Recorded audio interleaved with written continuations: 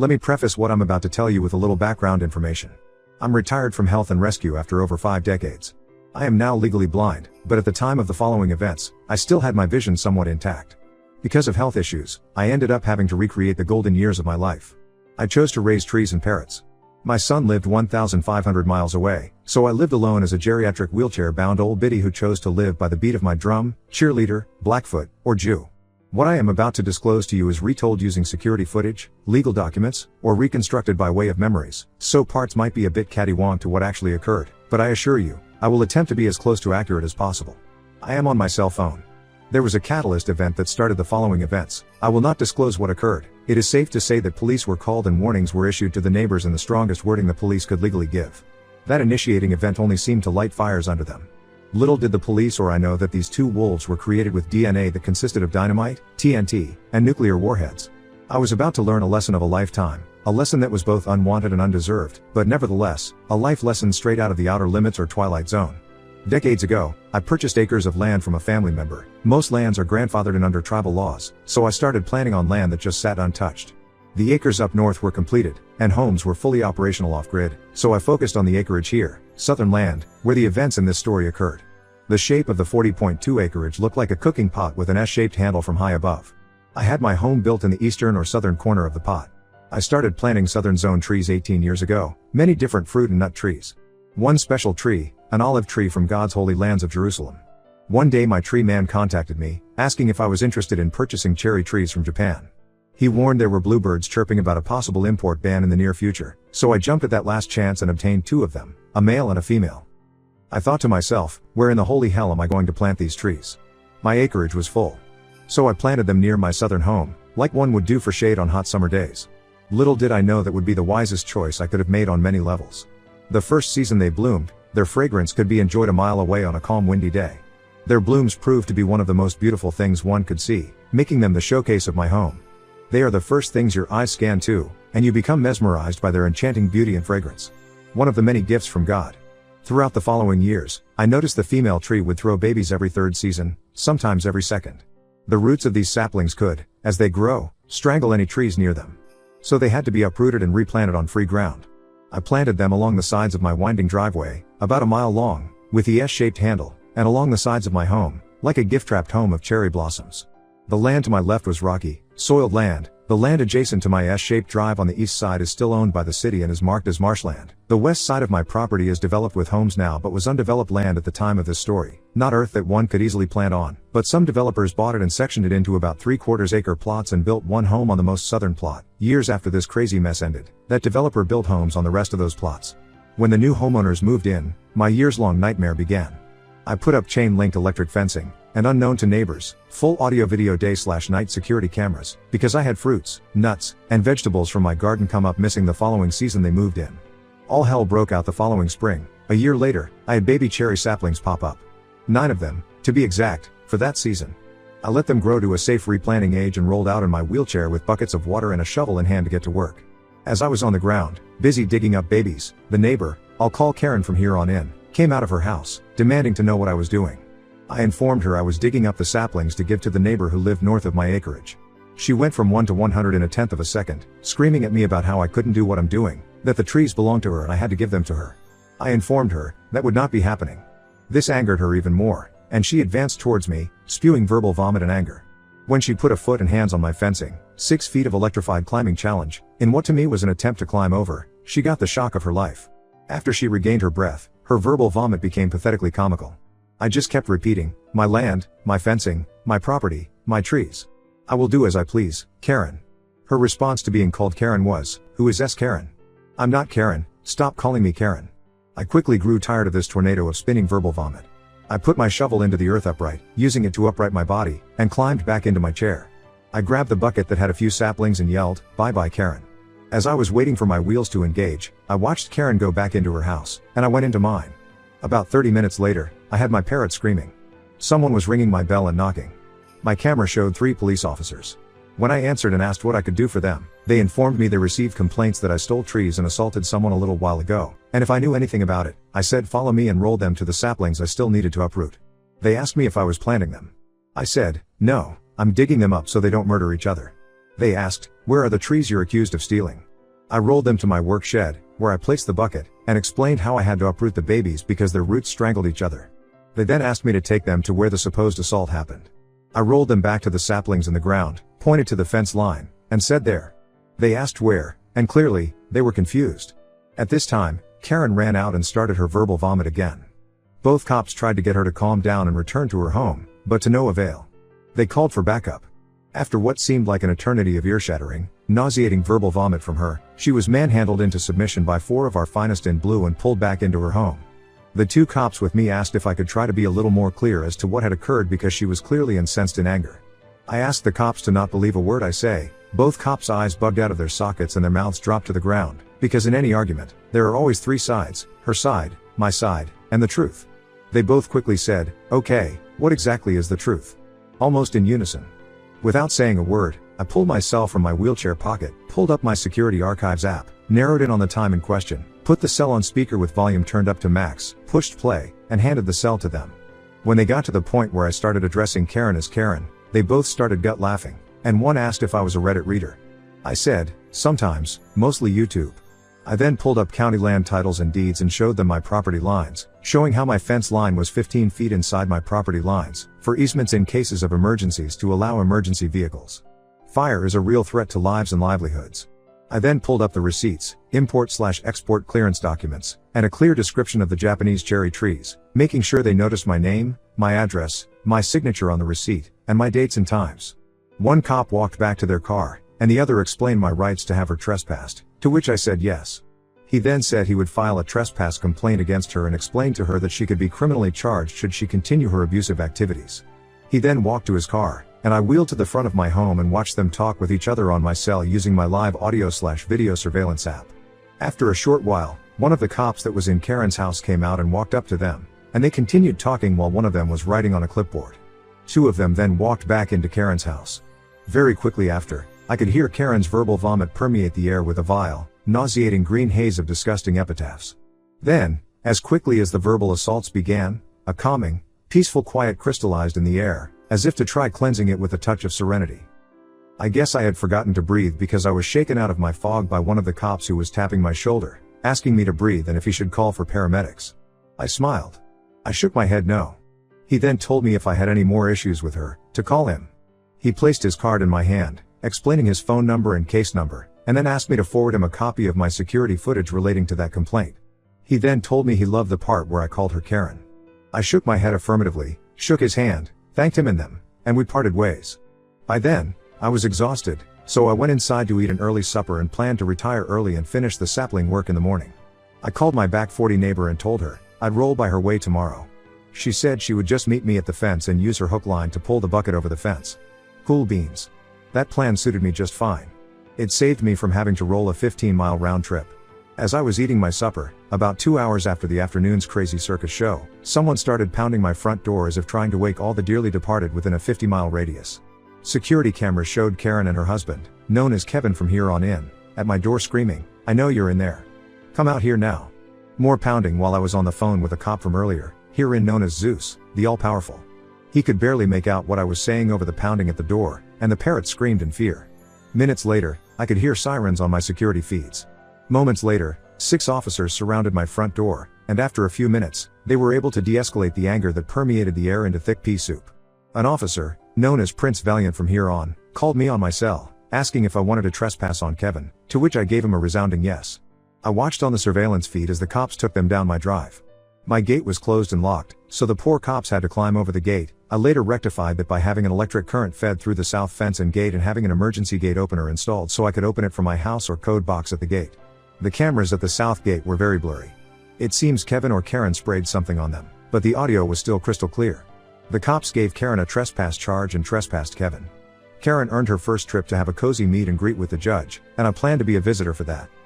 After everyone was gone, I asked my back 40 neighbor's husband if he could mosey on over after dinner to clean my cameras before sunset in exchange for a basket of fruits, their choice. It's good to have great neighbors who are kind and give of their time and elbow grease. The next morning, I resumed my sapling uprooting. Karen came out to offer reruns of her verbal vomiting. her Karenisms, and her mental gymnastics of pure rage and craziness. It was then that I confirmed in my mind that this Karen was a special kind of Karen, a narcissistic sociopath who lived in some altered reality that consisted of unicorns, rainbows, and minions of monkeys who were at her every beck and call. I finished the last sapling and pulled myself to my chair to put all the saplings into one bucket. While I was calling back my neighbor to meet me at the north corner, I rolled past Karen. She started screaming at me, demanding I hand over her trees. I told her, "Karen, we went over this yesterday. What is your mental malfunction, Karen? They're not your trees, Karen, I promised them to my friend. Not you." I made my way to the back 40 neighbor, who asked me what was going on. While I was explaining to her the preceding day's circus show of crazy, our finest in blue rode up to us on the eastern easement. It seemed Karen called and made a second complaint against me for stealing trees. Only at that time had I supposedly taken money from her in exchange for the saplings. This cop knew nothing of the prior day's events. So, the three of us viewed the security feeds of 50 Shades of Crazy. It's a great movie, people, hilarious with healthy helpings of aggravation and exasperation. My poor neighbor just kept shaking her head and told the cop that Karen needed a pretty new white jacket with extra long sleeves and pretty ties that could put gorgeous bows on her back. The cop snickered. I added that Karen should either also get a long time out in a pink room or a cool bouncy room, extra padded because Karen was that extra special kind of Karen. The poor cop lost it with that. I have a special kind of cruel, and my back 40 neighbor gets me and my very dry sense of humor. After the poor cop regained his composure, he told us he was all over this. This cop will here be known as Copper Bean, in reference to the British funnyman Mr. Bean. Mrs. Back 40 and I chatted for a while longer. We arranged a time for her to come over to pick fruits and stop by for tea, and then we parted ways as I had workmen due to arrive to restyle my south fence and gate. God bless the men who can weld steel into beautiful masterpieces of gate work. After the electrician, fence man and his co-workers finished up, I invited them up to my house for a quick barbecue of burgers and a salad, from my garden. Our late lunch was disturbed by a barrage of screeching that broke our sounds of silence, shattered the stratosphere, and gave the angels above some heavenly hearty laughter. Apparently, Karen had gotten her hands on a megaphone. I called 911 non-emergency. The funny thing is, at that time I didn't have to say a single word, but I could hear the 911 operator tell me she was sending the squad back out there. Poor Copper Bean would be given a repeat performance of the movie 50 Shades of F Crazy. Poor Copper.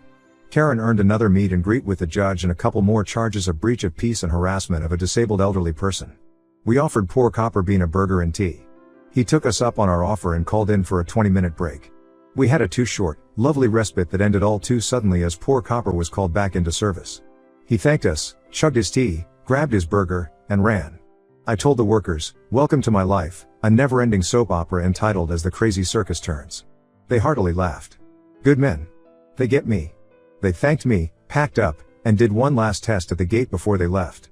All was quiet on the eastern wall, fence, but we all know that hair-raising, fear-evoking old adage it's always calmest before the storm, don't we? Well, on a Saturday morning, I was out pulling veggies from my garden. I heard a faint hissing sound I couldn't make out. The next thing I knew, I was being punched and beaten. There was no way I could fend off the blows from fists coming at me from multiple directions. The blows seemed to never end. When I awoke, it was evening. My chair was on top of me, and I was lying in curdled puddles of blood. I tried finding my cell. It was at my side, with the screen shattered. I dialed 911, but I couldn't talk. It was garbled. Zeus and his partner showed up along the eastern wall. I heard them calling my name. I started screaming. It was all I could do. I guess they called it fire because, after a short while, I could hear more sirens. I texted Zeus the code to open the south gate. They found me, my saviors, my angels, in human bodies. I will spare you readers all the gore and simply say I ended up with my jaw broken in 3 places, 7 broken ribs, a punctured lung, a concussion, a lacerated liver, as well as other soft tissue and organ injuries, major black eyes, and a broken arm. I'd read for weeks. My body looked like a patchwork painting in hues of white, black, blue, purple, and crusted browns. I looked at the pretty picture. Zeus and Prince Valiant visited me after I arrived back home from the hospital. We talked, a difficult venture for me as my jaw was still wired shut, about what happened. I had signed my statement while in the hospital, and they took copies of the security footage. It turned out Kevin sprayed paint on what he thought were all the cameras facing me at the time of the attack. He didn't know about the cameras in the fruit trees and along the western wall. Kevin never laid a fist on me, but 3 men pummeled me while Kevin watched and laughed, calling out blows as if he were a spectator at a WWE fight match. Kevin is married to the right woman. They are both that special kind of crazy. Kevin earned a pair of shiny new bracelets. We all know how movie stars just love their bling. As well as free 4-star accommodations after his photo shoot for his starring role in the movie 50 Shades of Crazy, as well as his recurring role in the soap opera As the Crazy Circus Turns. Kevin got out of jail on bail while awaiting trial. Investigators were busy finding the three beasts from Hades. I told the investigators to search Kevin and Karen's friends, associates, and family members because I had never seen them before. Well. Investigators do what investigators do, oh, so well. Weeks later, they found them. It turns out they were Kevin's three younger brothers. All I can say is Kevin's family tree grows nothing but rotten worm-ridden sour bitter apples. Arrest warrants were issued and forwarded to 5 states.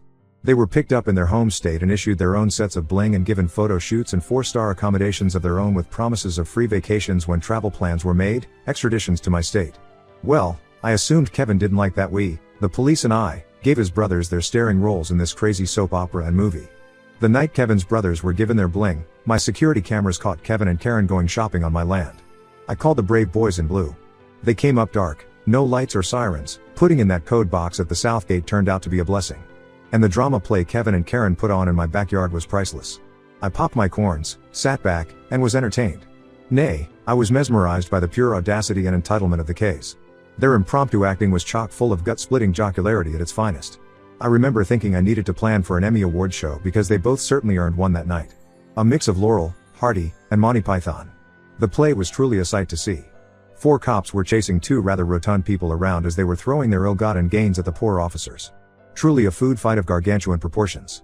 As all plays do, this one came to a European end. After the bling was passed out and the curtain fell, the 2 Ks were taken for photo shoots and given spot treatments, to wash off all the food stuck on them. They were given their 4-star accommodations and invitations to visit the judge. 8 days after the Special K Food Fight Festival, I was suddenly jarred awake to the thunderous sounds of engines roaring, earth shaking and pounding, and the fingernail on chalkboard screeching of metal on metal, loud enough to wake the slumbering angels in the heavens above. I called the police, and by that time I had 911 on speed dial. I later found out the back 40s had also called in the boys in blue. Karen's 2 brothers were caught red-handed in their trucks with oversized tires, to make up for what they seemed to lack between their legs, and chains attached to their tow hitches. The other ends of those chains were attached to what was left of my mangled fencing. Several poles were pulled out of the ground, and the chain link more resembled silver ramen noodles that were poured into a pile on the ground. Sparks were flying everywhere. It looked like the 4th of July. These 2 brothers turned out to be a special kind of stupid, attaching metal chains to a metal truck, then attaching the chains to an electric source? Really? I shut off the power grid to the fencing, and the ramen noodle chefs were given their own bling and 4-star accommodations. Okay folks, if you've been keeping up on your head count, we are up to 7. I thought to myself tilde just how bad can this soap opera movie get tilde? Little did I know, how little did I know. How naive I was. I still had a lot of learning to do to find out just how deep this crazy rabbit hole went. While I was busy having my security fencing rebuilt and fortified, I was waiting with eager anticipation for my day to shine in court. I was jolted out of my euphoric haze by a constant buzzing and knocking at my door. My security fencing was still under repair. Security cameras showed a couple of sheriff's deputies awaiting my response. When I opened the door, they informed me they had an arrest warrant for me and I would be going with them. They told me to stand up and not fight them. When I tried to explain to them that I had been wheelchair bound for about a decade by then, they told me they were informed I was faking for sympathy, and they pulled me out of my chair. When I crumbled to the floor, the look of shock and embarrassment on their faces was almost worth what I was going through. They spent the next 3 hours trying to figure out how they were going to transport me in my 1,000-pound wheelchair. They ended up transporting me using a folding wheelchair that they cuffed my hands to. After my photo shoot, great pictures, I asked for a dozen super glossies of my best side pose. I was processed and told I was being arrested for grand theft, filing false police reports, and multiple charges of harassment and intimidation. I made one phone call to my lawyer. This was a whole new level of crazy. I will spare you people the long, boring legal quagmire my lawyer pulled me out of and just give you the juicy aftermath. According to what the investigators and my lawyer were able to piece together, Karen's sister, who happened to work for the county court's office, pushed through falsified fraudulent police reports to have the county's prosecutor file formal charges against me. The grand theft was built on the lie that I had stolen all the Japanese cherry trees on my land. By then, I had 72 of them. They claimed each tree was worth $550 per tree. I was accused of stealing $30,600 from trees. I was accused of harassing their family members by making false accusations and false police reports. The family of crazy, both Karen and Kevin's families, were all listed on the complaint against me. Mothers, fathers, brothers, and sisters. They filed an 11-meter suit against me. They each were asking for $1 million in damages. Fucking crazy outrageous. As the truth came out, Karen's sister used a gullible judge to sign the arrest warrant. The fallout. It took a little over 2 years to get my legal woes fixed and my record expunged. See the preface for my reasons why this was especially important to me. Over another year and a half, Karen, her sister, and Kevin agreed to plead guilty to lesser charges and served 6 months, because of 4 children under the age of 7, 11 years, and 6 years, respectively. Karen's sister was fired by the very same judge she snowballed. Karen's 2 brothers served 5 years each and were ordered to pay me $50,000 each in restitution. Kevin and Karen were ordered to pay me $25,000 each in restitution, for the loss of foods they used in that colossal food fight. Kevin's 3 brothers each received 25 to life on felony assault of an elderly disabled person with grievous bodily harm and were ordered to pay $250,000 in restitution each. My lawyer had his payday when he countersued both families. We settled for $3 million. My lawyer took 1/3. I ended up with 5 of the 6 homes that used to belong to the 3 main family units, as well as cash, stocks, bonds, and jewelry. All parties involved in this nightmare were each given permanent stay-away orders to not come within 1,000 yards of my person or property. Everyone received 8 10-year probation with notices that their original charges, except Kevin's 3 brothers, who were prosecuted on all original charges, would be refiled and prosecuted. Double jeopardy doesn't apply because they pleaded guilty on different lesser charges, should they fail to meet every stipulation of original sentencing. Mr. and Mrs. Back 40 came for a visit after things calmed down. We reminisced about the past 5 years of crazy shit shows. Mr. Back 40 gave me 2 grams, which he said were for the trees and all the fruit and veggies I had given them over the decades. Mrs. Back 40 said to spend it on an indulgence I wouldn't normally spend on. These 2 are great people. I will miss living near them. I promised I would try to keep our community peaceful from then on, but I seem to be a magnet for crazy. We laughed, shared a great steak and lobster barbecue, and sipped mint juleps as the sun went down. Truly great people. Then Hurricane Irma hit. As of this writing, I have officially sold off everything and am relocating to somewhere with, hopefully, less crazy residents. My lesson to share with you readers? Throughout all of this nightmare, I was always confused as to how people could become so crazy. Then, one day, I had a lightbulb moment. I finally understood where my confusion was coming from. Confusion, the anger created when one's mind overrides the body's basic desires to pummel the living shit out of some asshole who desperately deserves it. Stay frosty, my friends. There really are crazy people out there. Edit to answer all the PMS. Obviously, my recounting of these events that occurred is inaccurate. There were a myriad of things that were said and a myriad of events that occurred. For my own reasons, I chose to include the events shared above. Life in a small city will be different from what happens in larger, more populous cities. So it is never wise to compare how each local government reacts or responds to any situation. The same can be said for judges and law enforcement agencies. I did not post this for votes. I was asked by a YouTube user to write a comment I had made on his channel into a story to share what happened to me. I wrote the parts I am willing to publicly share in hopes that IT might help someone WHO finds themselves in a similar situation cope, deal with, and navigate through their own situation. Period. I pray you find peace.